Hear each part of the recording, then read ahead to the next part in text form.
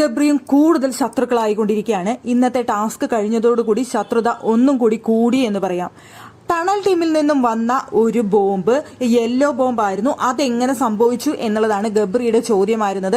അതിനെക്കുറിച്ച് ചോദിച്ചതുണ്ട്. വലിയ വലിയ വഴക്കുകൾ തന്നെ അവിടെ ഉണ്ടാവുന്ന ഒരു സ്ഥിതി നമുക്കുണ്ടായി. പക്ഷേ എല്ലാവരും തന്നെ പിന്നീട് അത് ആക്സെപ്റ്റ് ചെയ്തു. എങ്ങനെ ഗബ്രിയുടെ മുഖത്ത് യെല്ലോ കളർ വന്നു എന്നുള്ള ചോദ്യത്തിന് ആർക്കാർക്കും ഉത്തരം പറയാനില്ല. പക്ഷെ ആ സമയത്ത് റസ്മിൻ അവിടെ ഒരു കാര്യം പറഞ്ഞു. അത് അവൻ ഒറ്റയ്ക്ക് തേച്ചതാവാം, ചിലപ്പോൾ അവന്റെ ഗെയിം ആയിരിക്കാം എന്നുള്ള രീതിയിൽ അവിടെ ഒരു മറുപടി പറഞ്ഞു റസ്മിൻ. പക്ഷേ മുഖത്ത് യെല്ലോ കളർ തേച്ചു എന്നുള്ള ലെവലിലല്ല, ഇപ്പൊ അവൻ ഇവിടെ വഴക്കുണ്ടാക്കിക്കൊണ്ടിരിക്കുന്നത് ഒരു ഗെയിമാണ് എന്നുള്ള ലെവലിലാണ് ഞാൻ സംസാരിച്ചത് എന്നാണ് റസ്മിൻ പറയുന്നത്.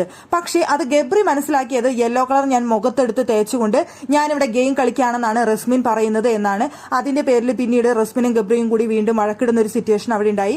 അതിനുശേഷം അവിടെ രതീഷും സിജോയും തമ്മിൽ പ്രാങ്കിന്റെ ഭാഗമായിട്ട് ഗംഭീര വഴക്ക് നടക്കുന്ന സമയത്ത് സിജോ അവിടെ ആ വീട്ടിലുള്ള ഓരോരുത്തരുടെ പേരെടുത്ത് പറയുന്നുണ്ടായിരുന്നു. നോറയുടെ പേര് പറഞ്ഞു, റസ്മിന്റെ പേര് പറഞ്ഞു, ഗബ്രിയുടെയും ജാസ്മിന്റെ പേര് പറഞ്ഞു. ആ സമയത്ത് അതിനെ എതിർത്തുകൊണ്ട് റസ്മിൻ സംസാരിച്ചു. ക്യാപ്റ്റൻ എന്ന നിലയിൽ ഇവിടെ നിങ്ങൾക്ക് വഴക്ക് കൂടണമെങ്കിൽ കൂടാം, ബാക്കിയുള്ളവരുടെ പേര് ഇവിടെ എടുത്തിടേണ്ട ആവശ്യകതയില്ല എന്ന് പറഞ്ഞുകൊണ്ട് റസ്മിൻ അവിടെ സംസാരിച്ചു. അപ്പോ അതും ഗബ്രിക്ക് ഇഷ്ടപ്പെട്ടില്ല. ഗബ്രി ഒന്ന് പറഞ്ഞു, ആരുടെ പേര് വേണമെങ്കിലും വഴക്കിന്റെ ഇടയിൽ പറയാം, മാന്യമായിട്ട് എന്ത് വേണമെങ്കിലും സംസാരിക്കാം. ഇപ്പൊ ഞങ്ങളെ കുറിച്ച് സംസാരിച്ചു കഴിഞ്ഞാൽ ഞാൻ വന്നതിന് ഡിഫെൻഡ് ചെയ്യും, എനിക്ക് പറയാനുള്ള മറുപടിയാണെന്നുണ്ടെങ്കിൽ ആർക്ക് വേണമെങ്കിൽ വന്ന് ഡിഫെൻഡ് ചെയ്യാം, അത്രയേ ഉള്ളൂ കാര്യം, അല്ലാതെ പറയരുത് എന്ന് പറയാനായിട്ട് ഒരു റൂളും ഇല്ല എന്ന് പറഞ്ഞുകൊണ്ട് ഗബ്രി വന്ന് അവിടെ സംസാരിക്കുന്നുണ്ടായിരുന്നു.